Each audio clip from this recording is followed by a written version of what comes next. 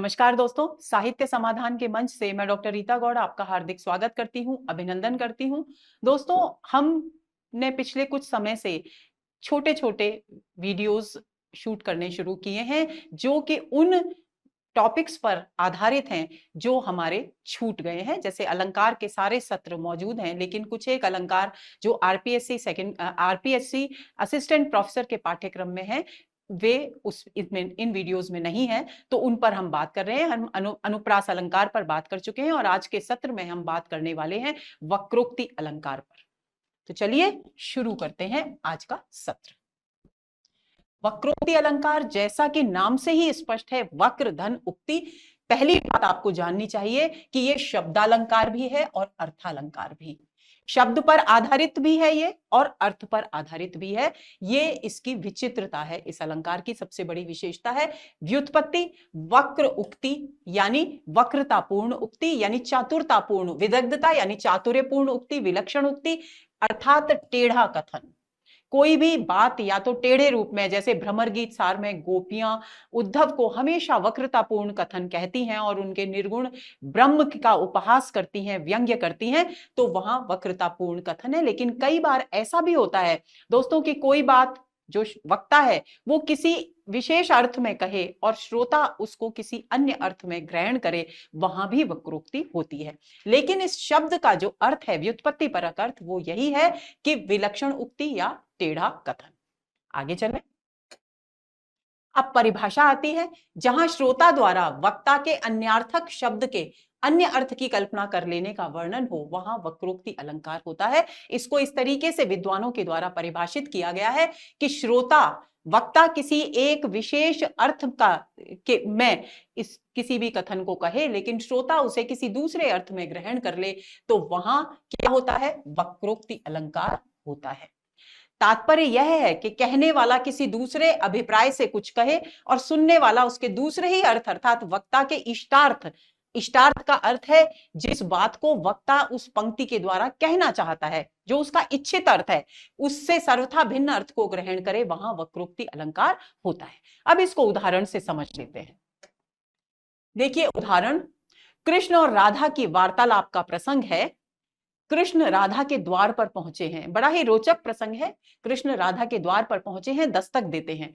राधा अंदर से पूछती हैं, कौन तुम, कि कौन हो? जैसे हम अक्सर पूछा करते हैं अपने घरों में, कोई भी अतिथि आता है, हम जब उसे देखते नहीं तो उससे पूछते हैं, भाई कौन हो? या कोई अनजान व्यक्ति होता है तो हम उसे देखकर उससे उसका परिचय लेते हैं। लेकिन यहां दरवाजे के पीछे से, बंद द्वार के पीछे से राधा पूछ रही है, कौन तुम?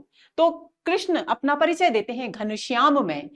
घनश्याम यानी वे कृष्ण अपना नाम बता रहे हैं, लेकिन राधा इस बात को दूसरे अर्थ में ग्रहण करती हैं और कहती हैं, तो जाए कहूं वर्षा करो, कि घनश्याम हो यानी बादल के अर्थ में। उन्होंने कृष्ण के अर्थ में घनश्याम शब्द का प्रयोग किया कृष्ण ने, लेकिन राधा ने बादल के अर्थ में अर्थ ग्रहण किया और कहा कि फिर यहां क्या करने आए हो? जाकर कहीं बरसो, बादल का कार्य तो बरसने का है। तो यहां वक्रोक्ति हुई, क्योंकि वक्ता ने अर्थात श्री कृष्ण ने घनश्याम शब्द का प्रयोग जिस अर्थ में किया, उस अर्थ में ग्रहण न कर राधा ने बादल के अर्थ में उसको ग्रहण किया, तो वक्रोक्ति अलंकार हो गया।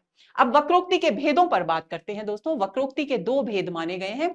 पहला श्लेष वक्रोक्ति और काकु वक्रोक्ति। काकु वक्रोक्ति, श्लेष वक्रोक्ति। श्लेष अलंकार जैसे आप सभी जानते हैं कि एक शब्द एक बार आए लेकिन अलग अलग प्रसंगों में उसके अर्थ भिन्न भिन्न हो, तो वहां श्लेष अलंकार होता है। तो श्लेष पर आधारित यानी एक अर्थ के दो भिन्न अर्थों पर आधारित जहां बात कही जाती है, वहां श्लेष वक्रोक्ति होती है। लेकिन जहां बात ध्वनि पर आधारित होती है, वहां काकु वक्रोक्ति होती है। आगे चलते हैं, श्लेष वक्रोक्ति पर बात करते हैं। जो वक्रोक्ति श्लेष पर आधारित होती है उसे श्लेष मूला वक्रोक्ति कहते हैं, और जो वक्रोक्ति काकु अर्थात ध्वनि के बल पर खड़ी होती है उसे काकु मूला वक्रोक्ति कहते हैं। अब उदाहरण से समझ लेते हैं इनको।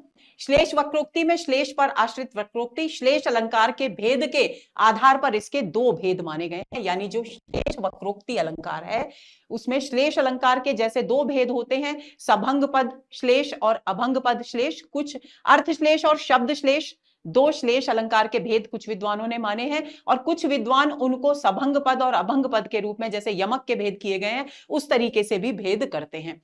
तो जहां सभंग श्लेष अलंकार हो वहां सभंग श्लेष मूला वक्रोक्ति होगी, और जहां शब्द को बिना तोड़े बिना खंडित किए श्लेष अलंकार हो वहां अभंग श्लेष मूला वक्रोक्ति होगी। अब इस बात को इस तरह समझ लीजिए, सभंग का मतलब है शब्द के टुकड़े करके भिन्न भिन्न अर्थों को ग्रहण किया जाए, वहां भंग सहित यानी तोड़ने के साथ भिन्न अर्थों की अभिव्यक्ति, तो सभंग श्लेष मूला वक्रोक्ति। अभंग यानी जहां शब्द वैसा का वैसा रहे लेकिन उसके अर्थ अलग अलग हों, तो वहां अभंग श्लेष मूला वक्रोक्ति अलंकार होता है। चलिए उदाहरण से समझते हैं। सभंग श्लेष मूला वक्रोक्ति, शब्द को भंग कर एक ही शब्द के दो अर्थ ग्रहण किए जाएं, वहां सभंग श्लेष मूला वक्रोक्ति होता है। उदाहरण देखिए, मान तजो गहि सुमति वर पुनि पुनि होत न देह, मानत जोगी जोग को मोहि न जोग स्नेह। अब हमको अपना ध्यान इस पहली पंक्ति पर केंद्रित करना है दोस्तों। अब देखिए, जो वक्ता है वो क्या कह रहा है, यानी प्रिया और प्रियतम के बीच बातचीत हो रही है। प्रिया जो है, प्रियतमा जो है वो रूठ गई है, तो प्रियतम कह रहा है मान तजो गहि सुमति वर, कि हे अच्छी बुद्धि, हे प्रियतमा अच्छी बुद्धि धारण करो, और मान तजो यानी रूठना त्याग दो, क्योंकि ये जो मानव शरीर है ये वापस बार बार नहीं मिलता, इसलिए प्रेम का आनंद लो, ये बात यहां कही गई है। लेकिन दूसरा व्यक्ति उसे क्या समझ रहा है, मानत, तभंग, भंग कर दिया शब्द को, त को यहां जोड़ दिया, जोगहि, ज को यहां जोड़ दिया, मानत जोगहि सुमत पर, जो भी श्रेष्ठ बुद्धि के धनी हैं वे योग को ही उचित मानते हैं और इस कारण योग की साधना में लीन होते हैं, क्योंकि वे विश्वास करते हैं कि ये मानव शरीर बार बार नहीं मिलता, इसलिए योग साधना कर परमात्मा की प्राप्ति का प्रयत्न करना चाहिए। यानी जिस अर्थ में प्रियतम ने बात की, प्रियतमा ने उसके भिन्न अर्थ को ग्रहण किया और योग के संदर्भ में अपनी बात कह दी। मानत जोगी जोग को मोहि न जोग स्नेह, और आगे प्रियतमा कहती है कि योगी योग को मानते होंगे, मुझे योग से कोई लगाव नहीं है। तो इस प्रकार यहां शब्द को भंग कर उसके भिन्न अर्थों की को ग्रहण किया गया वक्रोक्ति अलंकार के द्वारा, इसलिए सभंग श्लेष मूला वक्रोक्ति अलंकार यहां हुआ। अब आगे चलते हैं। दूसरा है अभंग श्लेष मूला वक्रोक्ति, जहां शब्द को बिना भंग किए यानी बिना तोड़े एक ही शब्द के दो अर्थ ग्रहण किए जाएं, वहां अभंग श्लेष मूला वक्रोक्ति होती है। उदाहरण देखते हैं, एक कबूतर देख हाथ में पूछा कहां अपर है, उसने कहा अपर कैसा, वह उड़ है गया सपर है। ये वार्तालाप जो है वो दोस्तों बहुत ही रोचक प्रसंग है, जहांगीर और नूरजहां के विषय है, उनका आपसी बातचीत का प्रसंग है।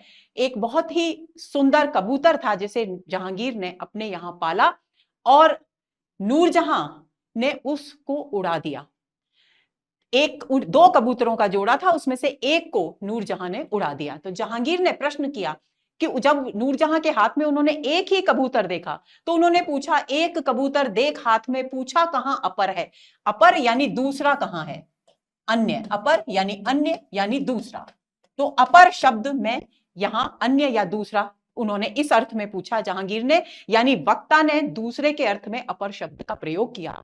लेकिन नूरजहां ने इसको क्या कहा कि पर से रहित यानी पंखों से रहित के अर्थ में ग्रहण कर जवाब दिया। उसने कहा अपर कैसा, कि पंखों के बिना कैसा।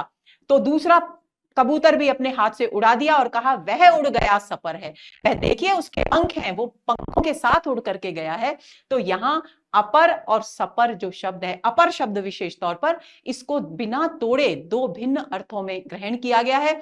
वक्ता ने जिस अर्थ में इसकी बात की है, श्रोता ने यानी नूरजहां ने उसे बिल्कुल भिन्न अर्थ में ग्रहण किया है। तो यहां वक्रोक्ति अलंकार है। कौन सी वक्रोक्ति? अभंग श्लेष मूला वक्रोक्ति। आगे चलते हैं। अब बात आती है काकू वक्रोक्ति की। जहां वक्रोक्ति काकू पर आधारित होती है उसे काकू वक्रोक्ति कहते हैं। काकू का अर्थ है ध्वनि पर आधारित। उदाहरण, मैं सुकुमारे नाथ बन जोगू, तुम्हें उचित तप मो कहां भोगू। अब ये वो प्रसंग है रामचरितमानस का जहां पर वनवास के लिए जा रहे हैं श्री राम और सीता जी ये विनय करती हैं कि वो भी उनके साथ जाएंगी। तब वे कहते हैं कि वनों में बहुत भयंकर कष्टदायक स्थितियां होती हैं और तुम अत्यंत कोमल हो, तो ऐसी स्थिति में तुम्हारा वहां वन में जाना उचित नहीं है। तो सीता जी जवाब में कहती है, मैं सुकुमारी, कि मैं तो सुकुमारी हूं, नाथ वन के योग्य हैं। मैं तो सुकुमारी हूं, यानी मैं वन के योग्य नहीं हूं, लेकिन नाथ स्वामी मेरे वन के योग्य हैं। व्यंजित क्या है कि नाथ भी तो उसी राजसी ठाट बाट में पले बड़े हैं जिस ठाट बाट से मुझे पाला गया है, तो नाथ बन जोगू। फिर दूसरी बात, तुम ही उचित तप मोप कह भोगू, कि तुम्हारे लिए तो तपस्या उचित है कि तुम वन में जाकर तपस्या करो, यानी अपने पिता के वचन के पालन के लिए कष्ट सहना भी एक तपस्या के समान है। यहां ये भाव व्यंजित है। तो वो कह रहे हैं कि वो कह रही है सीता जी कि तुम्हारे लिए तो तप उचित है और मेरे लिए भोग उचित है। यानी इसमें ध्वनि क्या निकल रही है कि यदि तुम तपस्या करोगे, तुम्हारे लिए तपस्या करना, वन में जाना उचित है, तो मेरे लिए भोग करना, राजसी ठाट बाट का जीवन करना, वो भी उचित नहीं है। ये यहां व्यंजित है, यानी ध्वनि से ये बात स्पष्ट होती है। इसलिए यहां कौन सी वक्रोक्ति हुई? काकू वक्रोक्ति। एक और उदाहरण देखते हैं। जब आप पिता के वचन पाल सकते हैं, तब मां की आज्ञा भरत टाल सकते हैं। देखिए, ध्वनि को आप थोड़ा सा समझ लीजिए। हो सकता है कि आपको ध्वनि समझ में ना आए कि ध्वनि के माध्यम से क्या बात कहनी जा रही है। वाक्य एक होता है, लेकिन हमारा जो कहने का तरीका होता है उस वाक्य को, उसके द्वारा उससे जो व्यंजित अर्थ है वो बदल जाता है। जैसे कोई व्यक्ति अगर हमारे घर आता है, हम कहते हैं तुम आ गए, ठीक है, और हम कहते हैं अरे तुम आ गए, यानी प्रश्न कि अच्छा हमने तो सोचा ही नहीं था कि तुम आओगे, लेकिन तुम आ गए। तो ध्वनि के कारण एक ही वाक्य के भिन्न भिन्न स्थितियों में, भिन्न भिन्न ध्वनियों में अलग अलग अर्थ व्यंजित हो रहा है। इसको कहते हैं काकू वक्रोक्ति। तो इस बात को, इन दोनों उदाहरणों को उसी तरीके से आप समझेंगे। जब आप, ये साकेत की पंक्तियां हैं दोस्तों, मैथिली शरण गुप्त के साकेत। जब आप पिता के वचन पाल सकते हैं, यानी भरत के विषय में बात की जा रही है और कहा जा रहा है कि यदि, राम से कहा जा रहा है कि यदि भरत के, आप अपने पिता के वचन पालन के लिए वन की ओर प्रस्थान कर सकते हैं, तब मां की आज्ञा भरत टाल सकते हैं, तब मां के द्वारा जो राज्याभिषेक का आदेश भरत को दिया गया है, क्या वे टाल सकते हैं? तो यहां पर ध्वनि से प्रश्नवाचक चिन्ह है और यहां यह है, अर्थात जब आप पिता के पालन के लिए वन जा सकते हैं, वन की कष्ट सह सकते हैं, तो भरत भला अपनी मां का आदेश कैसे टाल सकते हैं? तो यहां ये व्यंजित है, यानी काकू वक्रोक्ति से ये अर्थ स्पष्ट हो रहा है। दोस्तों, ये हुआ हमारा एक छोटा सा लघु सत्र जिसमें हमने वक्रोक्ति अलंकार को समझा। उम्मीद करती हूं कि ये अलंकार आपको अच्छी तरह से समझ में आ गया होगा। अगले सत्र के इंतजार में रहिए। नमस्कार।